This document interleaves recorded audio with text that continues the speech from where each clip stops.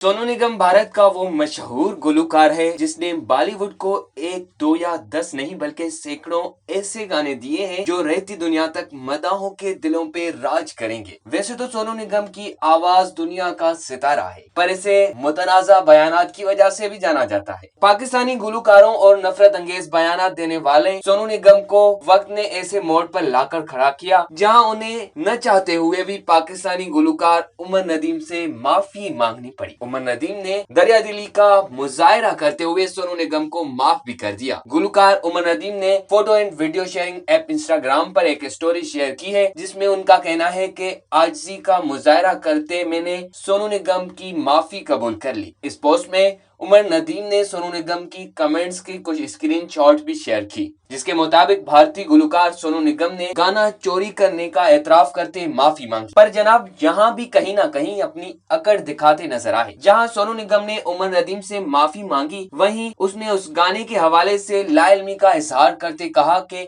इससे कबल उन्होंने ये गाना कभी नहीं सुना था, अगर सुन लेता तो सीरीज के लिए ये गाना कभी रिकॉर्ड ही नहीं करवाता। उन्होंने पाकिस्तानी गुलकार के गाने की तारीफ करते असल गाने को कॉपी शुदा गाने से बेहतर भी करार दिया।